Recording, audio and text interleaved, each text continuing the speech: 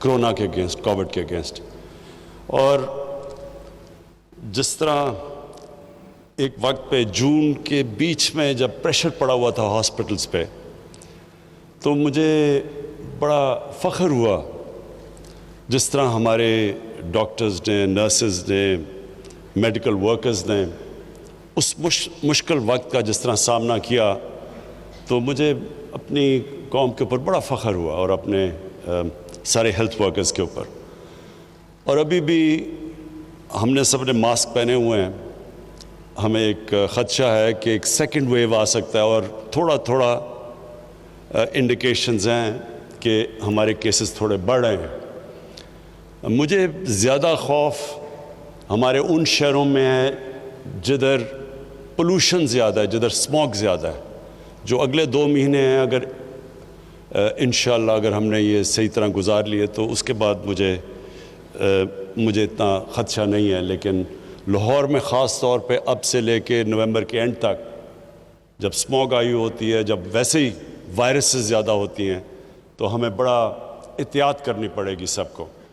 اور وہ بھی 3-4 اور شہر ہیں، کراچی ہے، گجرانوالہ جدھر زیادہ ہے، فیصل آباد اور پشاور، ادھر زیادہ خطرہ ہے. تو اس لیے میں آج اس پلیٹ فارم سے بھی ریکویسٹ کرنا چاہتا ہوں اپنے پاکستانیوں کو کہ بڑا دیکھ کے یہ اگلے 2 مہینے گزاریں، کیونکہ اصل تو پریشر پڑتا ہے ہمارے ہیلتھ ورکرز کے اوپر، ہمارے ڈاکٹرز اور نرسز کے اوپر، اور جو لوگ کام کرتے ہیں وہاں.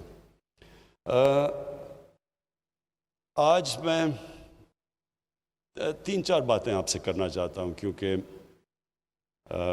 ڈاکٹرز کمیونٹی ایک ایسی کمیونٹی ہے جن کے صرف یہی نہیں کہ وہ ایک کام کر رہے ہوتے ہیں سوسائٹی میں جو سب سے زیادہ اللہ کا کام ہوتا ہے، کہ دکھی لوگوں کی تکلیفوں دور کر رہے ہوتے ہیں. اور دوسری چیز یہ کہ وہ اوپینین میکرز ہوتے ہیں، کیونکہ لوگ ڈاکٹر سے بات کرتے ہیں، بلکہ ڈاکٹر سے وہ بات کرتے ہیں جو اپنے گھر والوں سے بھی نہیں کرتے. تو وہ خاص ایک معاشرے میں ان کا مقام ہوتا ہے، اور معاشروں میں عزت ہوتی ہے ڈاکٹرز کی. تو سب سے پہلے کہ دیکھیں، میرا جو ایکسپیرئنس سب میڈیکل پروفیشن سے ہوا جب میری والدہ کو کینسر ہوئی، اور تب پہلی دفعہ مجھے اندازہ ہوا کہ پاکستان کے ہاسپٹلز ان کی سٹینڈرڈ گرتی جا رہی تھی. یعنی میری ساری فیملی ہم میو ہاسپٹل میں پیدا ہوئے تھے، اور ہمارے گورنمنٹ ہاسپٹلز کی بہت اچھی سٹینڈرڈ تھی جب ہم بڑے ہو رہے تھے، سسٹمز اچھے تھے. آہستہ آہستہ ہمارے ہاسپٹلز کی سٹینڈرڈ نیچے جانی شروع ہوئی، اور اس کی ایک بہت بڑی وجہ یہ تھی کہ جو ایک نیشنلائزیشن ہوئی ڈاکٹر ہاسپٹلز کی اور اسکولوں کی 70s میں، اس کا بہت بڑا نقصان ہوا. اور کیونکہ میں اس کو ایک واٹر شیڈ سمجھتا ہوں کہ اس کے بعد ہمارے اسکولوں کی بھی سٹینڈرڈ نیچے چلی گئی، گورنمنٹ اسکولز نیچے چلے گئے، ہمارے گورنمنٹ ہاسپٹلز نیچے چلے گئے، اور پھر پرائیویٹ اسکولز بھی آنے شروع ہوئے اور پرائیویٹ ہاسپٹلز بھی آنے شروع ہو گئے. اور اس کی وجہ یہ تھی کہ سزا اور جزا ختم ہو گئی. جب سے اللہ نے دنیا بنائی ہے، جس سسٹم میں سزا اور جزا ختم ہوتی ہے وہ سسٹم نیچے چلا جاتا ہے. کیا وجہ ہے کہ میں محنت کروں اور مجھے بھی اتنے ہی پیسے ملیں، اور وہ جو ایک ڈاکٹر محنت ہی نہ کریں؟ جس سسٹم میں یہ ہوتا ہے وہ سسٹم کبھی کمپیٹ نہیں کر سکتا. تو جب ہمارا یہ سسٹم آیا اور آہستہ آہستہ یہ جو سب کی پروموشن ہو جاتی تھی اور پھر سب کی سیلری انکریز ہو جاتی تھی، کوئی تمیز نہیں کی جاتی تھی کہ محنت کون کر رہا ہے اور کون محنت نہیں کر رہا، اس سے ڈیٹیریشن ہمارے ہاسپٹلز میں آنی شروع ہوئی. اور یہی ہمارا گورنمنٹ اسکولوں کے اندر آہستہ آہستہ وہاں بھی ڈیٹیریشن شروع ہو گئی. اور پھر پرائیویٹ اسکولز بڑھنے شروع ہوئے، پرائیویٹ ہاسپٹلز آنے شروع ہوئے، کیونکہ جو پیسے والے لوگ تھے وہ تو اپنا پرائیویٹ ہاسپٹلز میں جا سکتے تھے، لیکن عام لوگوں کے لیے، غریب لوگوں کے لیے گورنمنٹ ہاسپٹلز ہو گئے. اور کیونکہ صرف غریب جانا شروع ہوئے تو ان کی اور سٹینڈرڈ نیچے جانی شروع ہو گئی، اکاؤنٹیبلٹی کم ہو گئی. اور جو امیر لوگ تھے وہ پرائیویٹ ہاسپٹلز میں، اور پھر جو سپر رچ تھے وہ اپنی چیک اپس بھی لندن کروانا شروع ہو گئے. تو اس سے ہوا کیا کہ جب جو ملک کے فیصلے جنہوں نے کرنے تھے ہیلتھ کیئر کے اوپر، جب ان کو کھانسی بھی ہو تو وہ لندن چلے جائیں، تو پھر کس نے پرواہ کرنی تھی کہ پاکستان کا ہاسپٹلز اور ہمارے انسٹیٹیوشنز کیسے امپروو ہونے تھے. تو یہ جو آہستہ آہستہ ڈیٹیریشن ہوئی، ہم اب اس سٹیج پہ ہیں کہ ہمیں اب اس ساری چیز کو ٹھیک کرنا ہے. مجھے لوگ کہتے ہیں جی جب سے میں ابھی 2 سال 26 مہینے ہوئے ہیں، عمران صاحب کدھر گیا جی نیا پاکستان؟ میں ان لوگوں کو سمجھا کے تھک گیا ہوں کہ نیا پاکستان ایک سوئچ نہیں ہے، گورنمنٹ آئی سوئچ ہوا تو نیا پاکستان بن گیا. یہ فیری ٹیلز میں ایسی چیزیں ہوتی ہیں. اصل زندگی کے اندر ریفارم پروسیس ایک جد و جہد کا نام ہے. ایک قوم جد و جہد کرتی ہے چینج کے لیے، پوری ایک قوم مل کے سٹرگل کرتی ہے، پھر چینج آتا ہے. اور دنیا میں بڑی بڑی قوموں ہمارے سے برے حالات سے اٹھ کے کہاں پہنچ گئیں، لیکن سٹرگل کر کے پہنچے. جب میں مدینہ کی ریاست کی بات کرتا ہوں تو میں اپنے سارے لوگوں کو کہتا ہوں وہ سٹڈی کریں. وہ دنیا کی تاریخ کا سب سے یونیک فنومنا تھا. کبھی ایسی چیز ہوئی نہیں دنیا میں، دنیا کی تاریخ میں کبھی ایسی چیز نہیں ہوئی.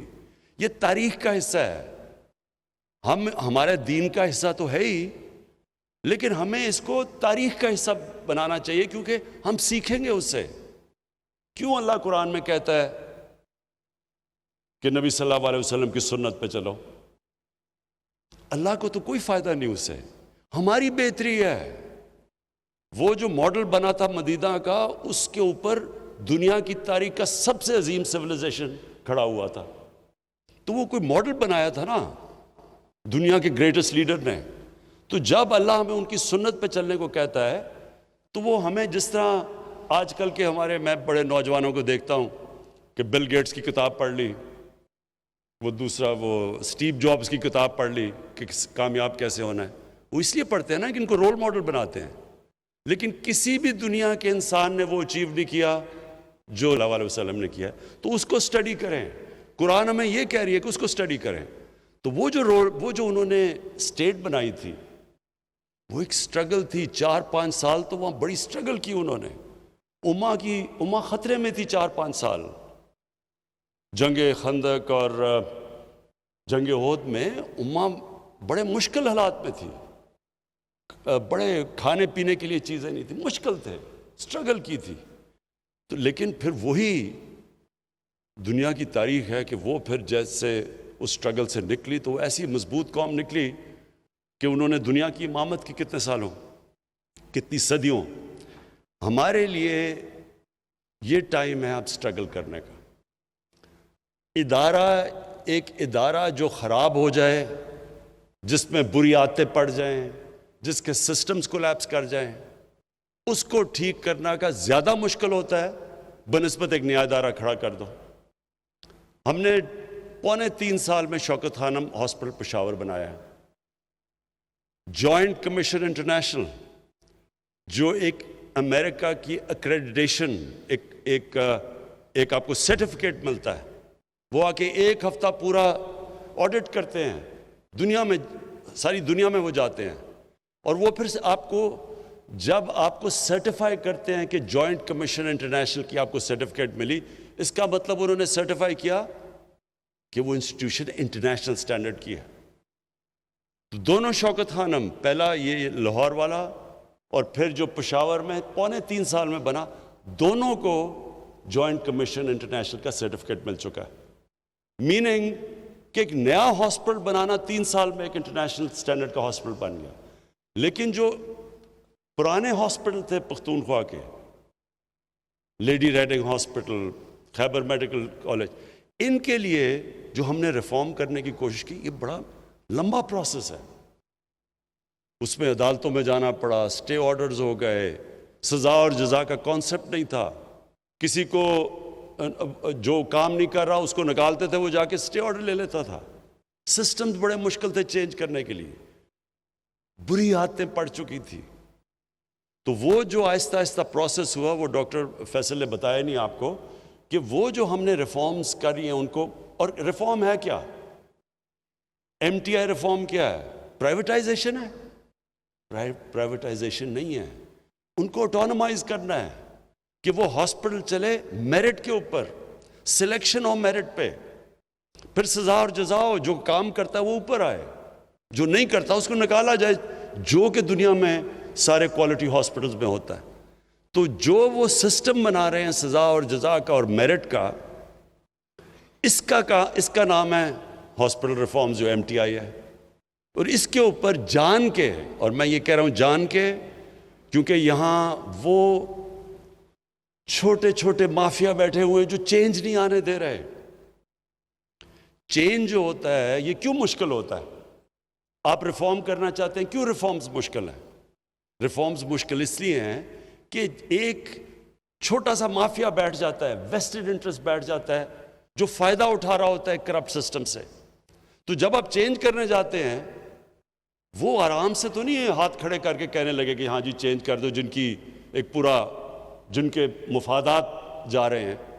تو یہی وہاں ہاسپٹل کے اندر بھی یہی پرابلم کہ ہر جگہ وہ چھوٹے چھوٹے لوگ بیٹھے تھے، ان کی پہنچ تھی ہائی کورٹ کے ججز پہ، وہ سیدھے جا کے اسٹے آرڈر لے لیتے تھے۔ ایک ہی وکیل ہوتا تھا، وہی وکیل ان سب کو ریپرزینٹ کرتا تھا ویسٹ انٹرسٹ، وہ جا کے اسٹے آرڈرز لے لیتے تھے۔ تو ہر جگہ پہ رکاوٹیں ہوئی، لیکن چینج آ گیا ہے۔ آج ماشاءاللہ اگر آپ دیکھیں ایچ ایم سی میں، خیبر میڈیکل میں، لیڈی ریڈنگ، ابھی انہوں نے ایک ہاسپٹل کی جو نئی اب ان کی بلڈنگ بنی ہے، کوالٹی بلڈنگز بنی ہے۔ تو اسی طرح سارے پاکستان کے گورنمنٹ ہاسپٹلس کو ہم نے ریفارم کرنا ہے، اور یہ ریفارم پروسیس آہستہ آہستہ ہوتا ہے، اس میں لوگوں کو آہستہ آہستہ سمجھ آتی ہے۔ لیکن کیوں یہ کامیاب ہوگا؟ کیونکہ جب ایک عام آدمی کی زندگی بہتر ہوتی ہے، اس کا مطلب کہ آپ کو پبلک آپ کے ساتھ کھڑی ہو جاتی ہے، اور ہمیشہ ویسٹڈ انٹرسٹ کو صرف شکست دیتی ہے پبلک آپ کے ساتھ کھڑے ہو کے، کیونکہ ویسٹڈ انٹرسٹ طاقتور ہوتا ہے۔ یہی ہو رہا ہے، اب آپ دیکھتے ہیں وہ سارے جیب کترے ایک ہی اسٹیج پہ کھڑے ہو کے شور مچاتے ہیں، جی تباہ ہو گیا، مارا گیا، ملک تباہ ہو گیا۔ وہ کیا ہے کہ ان کی پہلی دفعہ ان کو نظر آ رہا ہے کہ انہوں نے جو اس ملک میں چوری کی، جو ملک سے غداری کی، ان کو اب اکاؤنٹیبل، ان کا احتساب ہوگا۔ اور وہ ایک ایسا پرائم منسٹر آیا جو آپ جو مرضی کر لیں، وہ بلیک میل نہیں ہونے لگا، اس نے احتساب کرنا ہے ان کا۔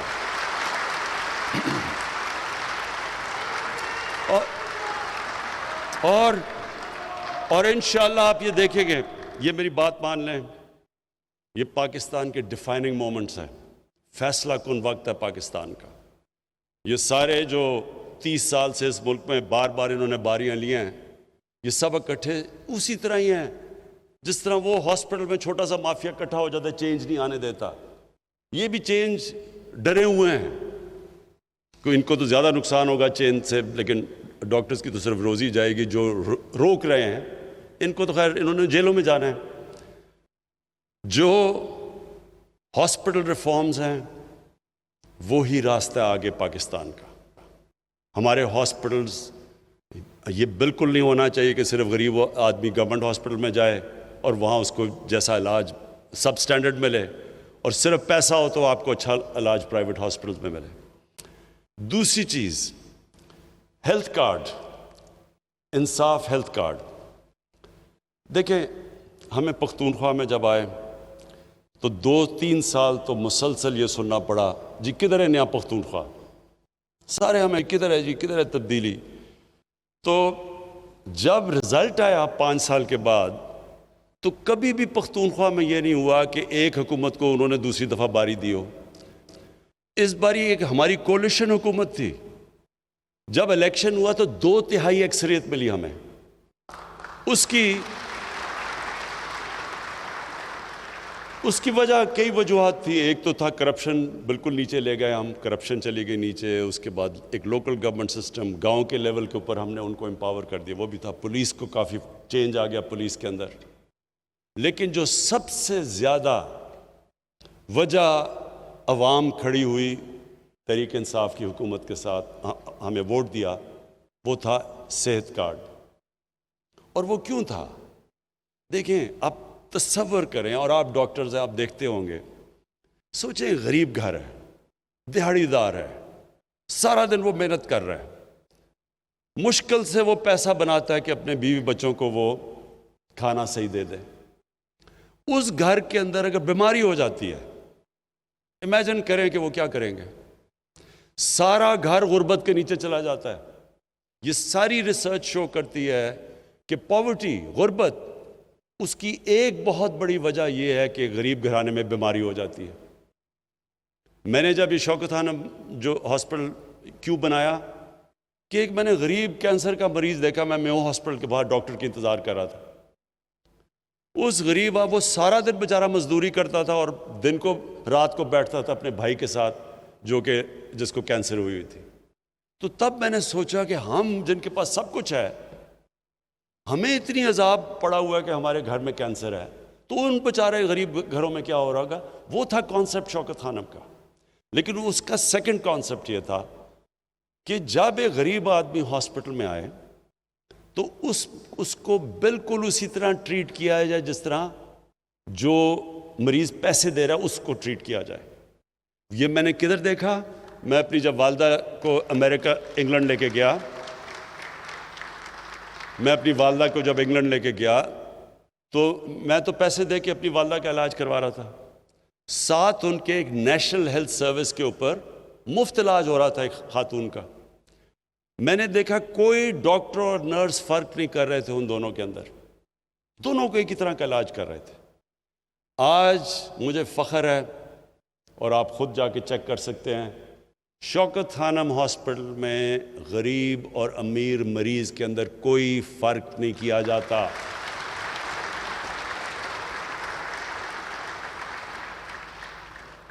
اور یہ آپ خود دیکھ سکتے ہیں۔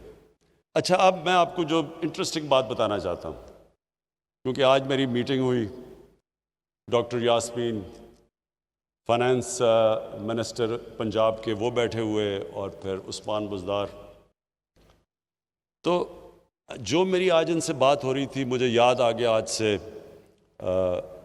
تقریباً 25 سال پہلے جب شوکت خانم کھلا تو ہماری اسی طرح کی ڈیبیٹ ہو رہی تھی۔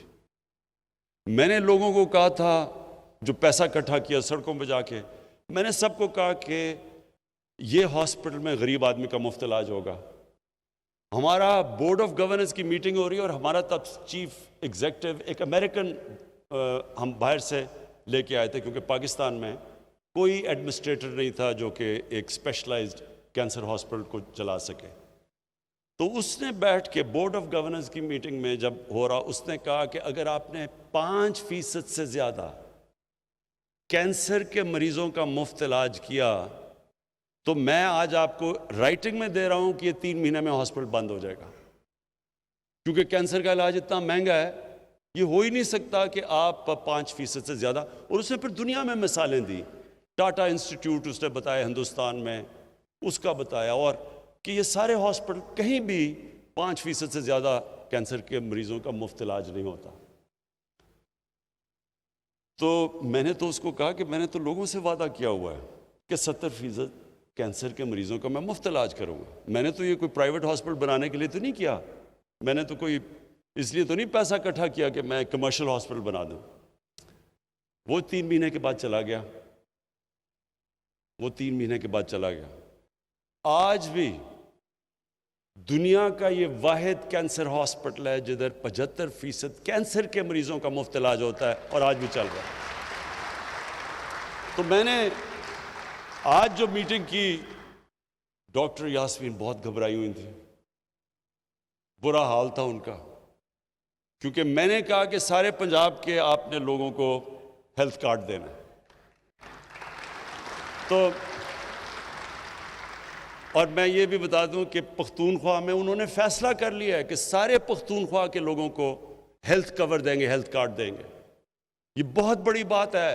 ڈیولپ ملکوں کے اندر، امیر ملکوں کے اندر بھی یہ نہیں ہوتا کہ ساری یونیورسل ہیلتھ کوریج امیر ملکوں میں بھی نہیں ہے۔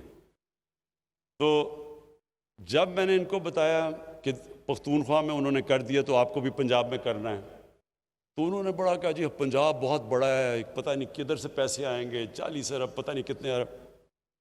تو میں نے ان کو تب بھی یہ سمجھایا کہ دیکھیں یہ آپ جب ایک غریب انسان کو، جب ان کے پاس ہیلتھ کارڈ آئے گا غریب گھرانے کے اندر، ہو سکتا ہے ان کو علاج نہ ہی کروانا پڑے، لیکن ان کو جب کانفیڈنس ہوگا کہ اگر ہمیں کوئی ہمارے گھر میں بیماری ہوتی ہے تو ہم صرف گورنمنٹ ہاسپٹل نہیں، ہیلتھ کارڈ کی وجہ سے کسی بھی ہسپتال میں جا کے اپنا علاج کروا سکتے ہیں۔ اب سوچیں،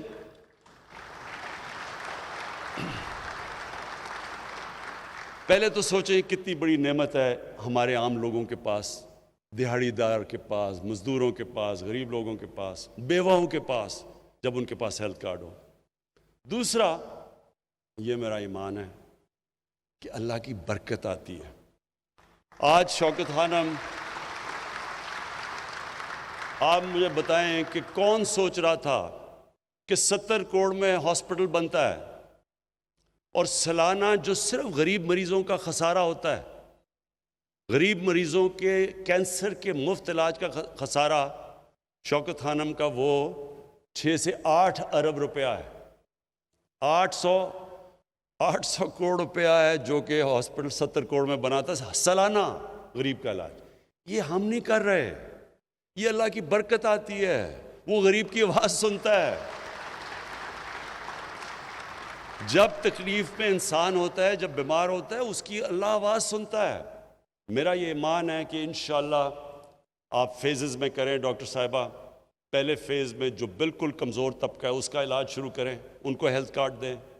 سیکنڈ فیز اور اس میں بیواؤں کو انکلوڈ کریں، اس میں یہ ہماری جو ٹرانسویسٹائٹ کمیونٹی ہے ان کو انکلوڈ کریں، سب کو، ہر کمزور طبقے کو آپ اس کے اندر انکلوڈ کریں، اور اس کے بعد پھر ہم اوپر جائیں گے اور انشاءاللہ سارے پنجاب کے اندر 1 سال تک سارے پنجاب کو آپ کور کریں، تاکہ ہر پنجاب میں ہر شہری کے پاس ہو ہیلتھ کارڈ، اسے کم از کم پتہ ہو کہ اسٹیٹ ہمارے ساتھ کھڑی ہے، مشکل وقت میں اسٹیٹ میری مدد کرے گی، میرے پاس کارڈ ہے۔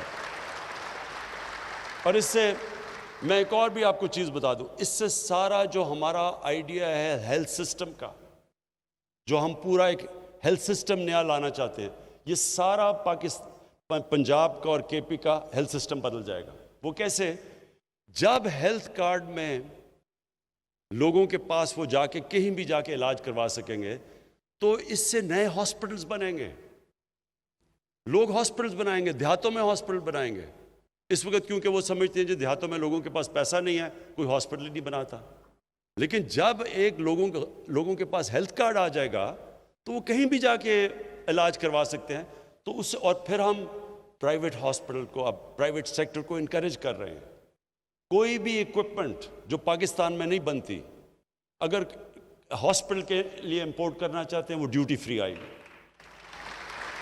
پھر اب زمین، میں نے کہا ہے کہ جو بھی اوقاف کی زمین ہے، بڑی زمین پڑی ہوئی ہے، ان کے اوپر قبضے بھی ہو رہے ہیں، اور پھر یہ جو ایویکیو ٹرسٹ کی زمین ہے، یہ بھی بڑی زمین پڑی ہوئی ہے، ان کے بھی قبضے ہو رہے ہیں۔ ان سب زمینوں پہ ہم بڑے کنسیشنل ریٹس کے اوپر ہم ہاسپٹل بنانے کے لیے ان کو کنسیشنل ریٹس پہ زمین بیچیں گے، تاکہ وہ ہاسپٹل بنا سکیں۔ تو ہیلتھ کارڈ کے ساتھ ان کو انکریج کریں گے، پرائیویٹ سیکٹر کو۔ اس سے سارے پاکستان میں انشاءاللہ ہمارا ہیلتھ سسٹم پھیلے گا۔ اور اس سے، اور ساتھ ساتھ جو ڈاکٹر فیصل نے کہا، پی ایم سی کی جو ریفارمز کی ہیں، ہم اپنے ڈاکٹرز کی سٹینڈرڈز مینٹین کریں گے، ہم اپنی نرسز کی سٹینڈرڈز، یہ جو P M C Pakistan medical commission ہوگی، یہ سارا ایک انٹرنیشنل بیسٹ پریکٹسز جو دنیا میں ہیں وہ اڈاپٹ کیے ہم نے۔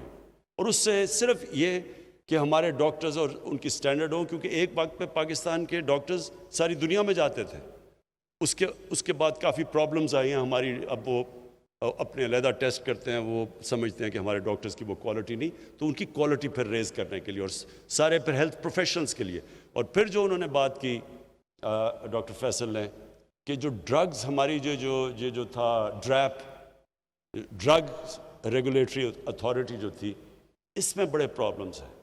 یہ ایک بڑا اس کی وجہ سے ہماری جو فارما انڈسٹری ہے وہ بڑی نہیں ہے۔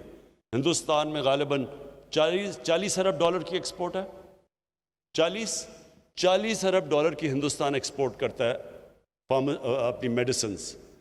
اس کے مقابلے میں پاکستان کی نہ ہونے کی ایکسپورٹس ہے، حالانکہ یہاں بہت پوٹینشیل ہے. تو ہم نے فیصلہ کیا ہے کہ اپنی فارما انڈسٹری کو پورا انسینٹیوائز کریں گے، ان کی مدد کریں گے، اور تاکہ یہ جو دوائیوں کی قیمتیں نیچے آئیں. جتنی ہماری فارما انڈسٹری بڑھتی جائے گی، اکانومیز آف سکیل آئیں گی ہماری دوائیوں کی، انشاءاللہ آگے جا کے کوالٹی بھی ہوگی اور قیمتیں بھی کم ہوں گی. یہ ساری ریفارمز ہم کر رہے ہیں. آخر میں آپ سب کو جو لاسٹ پیغام دینا چاہتا ہوں وہ یہ ہے کہ دیکھیں، آپ کا بہت بڑا رول ہے. آپ نے یہ یاد رکھنا ہے کہ جدھر بھی دنیا میں آپ چلے جائیں، خاص طور پہ اب مغربی دنیا میں، یہ جو آپ کا جو پاکستان ہے، اس کو ایک عظیم ملک بننا ضروری ہے. اب تک ہماری جو پڑھے لکھے لوگ تھے وہ سمجھتے تھے، ڈاکٹر کمیونٹی بھی، اور بڑی تکڑی ہماری پاکستان کی ڈاکٹرز کمیونٹی ہے امریکہ کے اندر اور یورپ میں بھی، لیکن امریکہ میں خاص طور پہ جو نارتھ امریکن پاکستانی فزیشنز ہیں، میرا ان سے بڑا انٹریکشن ہے، وہ بڑی پاورفل کمیونٹی ہے. لیکن جو میں حالات دیکھ رہا ہوں اسلاموفوبیا کے، جو بھی فرانس میں ہوا ہے، اور میں نے آج سارے مسلمان ملکوں کے جو ہیڈز آف سٹیٹس ہیں ان سب کو میں نے آج خط لکھا ہے کہ ہمیں ساروں کو مل کے مغرب کو بتانا چاہیے کہ نبی صلی اللہ علیہ وسلم کی ہمارے دلوں میں کیا جگہ ہے، کتنا پیار اور عقیدہ ان سے. تو کتنی ہمیں تکلیف ہوتی ہے جب یہ اس طرح کی ان کے اوپر کارٹونز یا کچھ بھی کرتے ہیں، تو یہ مسلمانوں کو کتنی تکلیف ہوتی ہے. تو یہ مسلمان ہیڈز کی ضرورت ہے کہ ان کو، یو این کو، یورپین سٹیٹس کو، ان مغربی سٹیٹس کو، سب کو بتائیں، کیونکہ وہاں یہ چیز نہیں سمجھتے. اور یہ جو چیزیں ہوئی ہیں ابھی فرانس کے اندر، اس سے جو مسلمان باہر رہتے ہیں ان کے لیے بڑی مشکل زندگی ہو گئی ہے. اسلاموفوبیا بڑھ گیا ہے، ہیٹ بڑھ گیا ہے ان کے خلاف. عورتیں جو نقاب پہنتی ہیں ان کو انسلٹ کیا جاتا ہے سڑکوں پہ. مسجدوں کے باہر ابھی میں بھی دیکھ رہا تھا فرانس میں لوگوں نے مسجد توڑی ہیں. تو پہلے تو ہمیں مسلمان ملک میں جو مسلم لیڈرز ہیں، ہم سب کو اکٹھے ہو کے بتانا چاہیے مغرب کو کہ اگر آپ یہودیوں کی جو ہولو کاسٹ ہے اس پہ آپ اتنے سینسٹیو ہیں، اور ٹھیک ہے آپ سینسٹیو ہیں، کیونکہ ان کے کسی بھی ہیومن کمیونٹی کو تکلیف ہوتی ہے تو سینسٹیو ہونا چاہیے. لیکن ہمارے لیے بھی ہماری سینسٹیوٹی دیکھیں کہ ہمارے لیے یہ سب سے اللہ کی جو کتاب ہے قرآن اور نبی صلی اللہ علیہ وسلم کا جو پیار ہے، یہ سب سے زیادہ ہمیں تکلیف دیتا ہے جب اس کے خلاف ان کی کوئی بے حرمتی کرتے ہیں آپ. لیکن جو میں آپ سب کو ڈاکٹرز کمیونٹی کو کہنا چاہتا ہوں کہ دیکھیں، اب تک ہم سوچتے تھے کہ ہم باہر چلے جائیں گے، وہاں کام کریں گے اور باہر بڑے اچھے پیسے ملتے ہیں. لیکن جو حالات بنتے جا رہے ہیں، یہ پاکستان کو ٹھیک کرنا ضروری ہے. یہ پاکستان کو ہم ایسا ملک بنائیں کہ کسی کو باہر جانے کی ضرورت نہ پڑے. یہاں ہم ایسے سسٹمز لے آئیں، یہ ایک ایسا ملک ہو. اور جو میری خواب ہے ایک دن کہ باہر سے لوگ یہاں نوکریاں ڈھونڈنے آئیں، یہ وہ ملک بننا چاہیے. اس کے لیے ساری قوم کو، میں پھر سے کہتا ہوں، سٹرگل کرنی پڑتی ہے. آپ نے کوئی بھی بڑا کام کرے، ڈاکٹر بنے، آپ کو کتنی سٹرگل کرنی پڑتی ہے. آپ محنت کر کے ڈاکٹر بنتے ہیں، پھر آپ نے اسپیشلائز کرنا، محنت کرنی پڑتی ہے. آپ ایک ملک کو ٹھیک کرنے جا رہے ہیں تو ساری قوم کو مل کے محنت کرنی پڑتی ہے. لیکن یہ میں آپ کو بتا دوں، جو ٹیلنٹ ہے ہمارے پاکستانیوں میں، جس طرح کے کوالٹی کے میں نے ڈاکٹرز، پروفیشنلز، انٹرپرنرز پاکستان سے باہر دیکھے ہیں، جب ان کو اچھے سسٹمز ملتے ہیں، جو ان کی کوالٹی ہے، وہ صرف اس لیے ہے کہ وہاں سسٹم بہتر ہے. وہی سسٹم ہم پاکستان میں ٹھیک کر رہے ہیں، اور آپ سب نے میری مدد کرنی ہے یہاں کے نظام کو ٹھیک کرنے کے لیے اور ایک عظیم ملک بنانے کے لیے. بہت بہت شکریہ.